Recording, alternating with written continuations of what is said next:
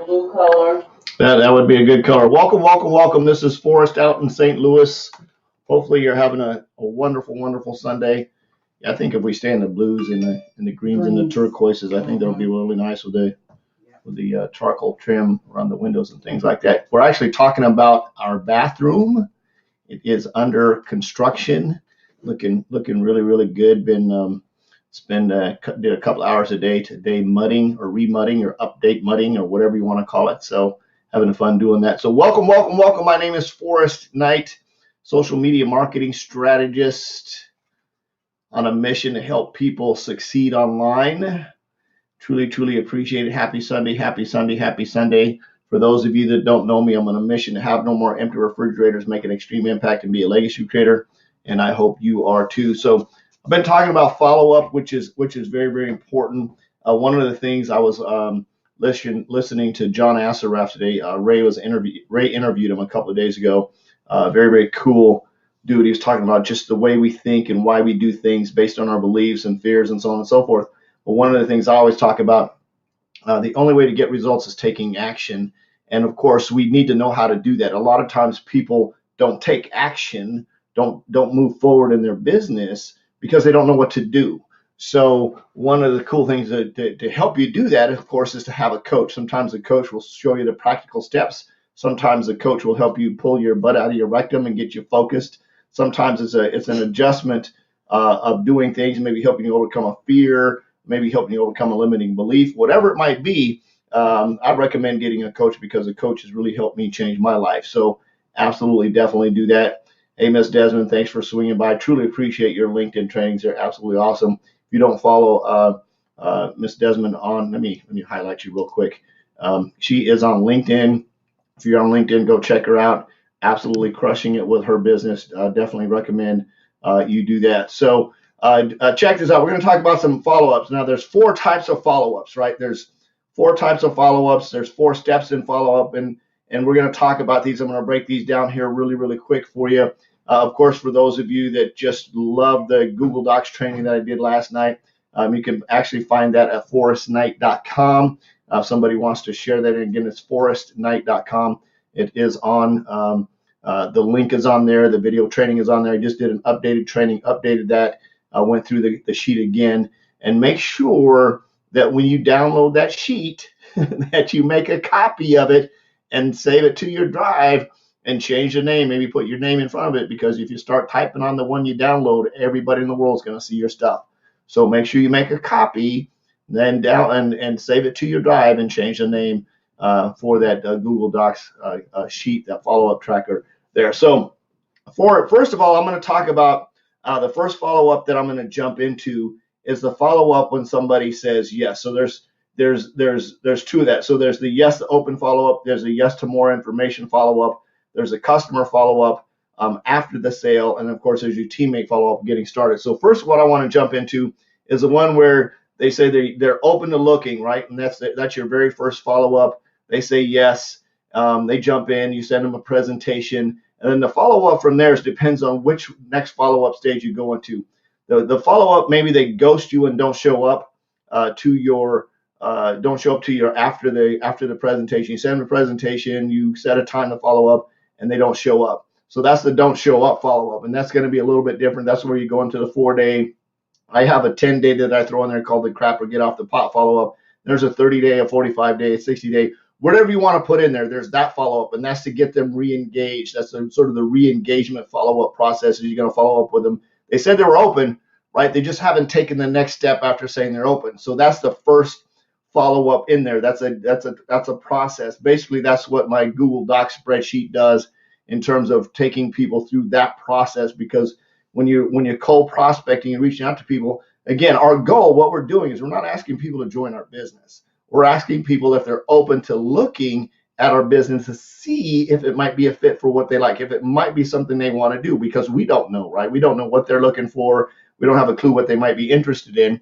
So it's very, very important we understand what position they're at. Our goal isn't to get all upset because they didn't join our business. They may not have an interest in your business. If somebody's pitching me CBD oil, I ain't doing your business. If somebody's pitching me Bitcoin, I ain't doing your business. I have no interest in that stuff whatsoever.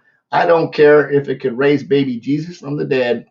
If it's Bitcoin, I'm not doing it. More power to y'all that love it, but it's like I ain't doing brakes on a car either. I think they're cool. I think they're important. I think they're a big deal when you have to stop really fast, but I ain't fixing brakes, right? So understand that that's very important. Thanks for sharing that link, Ms. Desmond. Truly appreciate that for sharing that. So that understand if you presented me with that opportunity and I looked at it, don't get offended because I say, no, I'm simply not interested in that, right? It's not something that I want to do. So I have no interest in promoting it. I don't care what kind of compensation plan it has. I don't care what kind of cool flashy widget it has. No interest in it whatsoever. So the next type of follow-up is when somebody says, yes, I'm interested or open to taking a look. They look, right? They take a look, and then you send them the presentation, and then you either get them on the phone or you get them through conversation, you get them on a video chat. One of the things that we're recommending, sort of taking it to the next level, if they're open to taking a look, if you can get them on, say, a live video where you're actually on the sharing the screen with them and watching that initial presentation, that has a lot more power in terms of running them through the close. We'll talk about another training on that more down the road. But so somebody says, so Michael I reach out to Michael, and Michael says, yeah, sure, I'll do that. And then Michael says, I'll look at your presentation. He goes in and takes a look, say maybe a 17-minute presentation. He takes a look at that, and then he follows up. You get him on the phone or get him on chat and say, what did you like most about what you saw? What kind of questions you have? And he says, I like blah, blah, blah, blah, blah. And you say, great. He says, but I'm going to need some more information. Then this is the presentation follow-up funnels. I got it. This is the presentation follow-up funnel where you're going to take them to more information. You're going to send them maybe to another presentation. My team and our team, we actually have what we call a presentation funnel. So we send them an initial sort of an interest page, and then they go through and they click on a link. They watch the 17-minute presentation, and if they like that, then we send them to a 45-minute presentation. And from there, it can even break it down into more micro presentations from there. And of course, from there, it'll actually lead them into, if they decide they want to be a customer, they can go into being a customer, or they can opt in, or they can reach out to the person that shared it to them to get back to them to enroll as a teammate. So it's very, very cool. It's a very, very quick presentation funnel to walk somebody through the process, and we can constantly follow up with them through that process to see where they're at, what kind of additional information they need. Maybe we need to drive them to a Zoom, or maybe we need to put them in a team call where they can get immersed in the culture, because what I want on my team is people that are in it to win it. In other words, it doesn't matter if they're 80% are in it to win it, a 15% are in it to win it, or 5% or a 1%. They're in the business. They understand what they're buying into, what they're spending their money on to get into the business. I want to make sure that they fully understand that the team culture that they're aligning themselves with is a good fit for them, and that goes all the way up to the leadership on our team. So very, very important there. So that's the first one. Again, was the follow-up that you do when somebody ghosts you. That's the one that we talk about. That's the spreadsheet that I have. It's like, how do you get people re-engaged? The next follow-up is taking somebody through the presentation funnel, right? You're working them through the funnel. That's going to be a more active follow-up on your part. Hopefully, after they say they're more interested, you get them on the phone, you get them on a live presentation, you get them somewhere where you actually have an audible, and that's not sending them a voice message. I hate voice messages.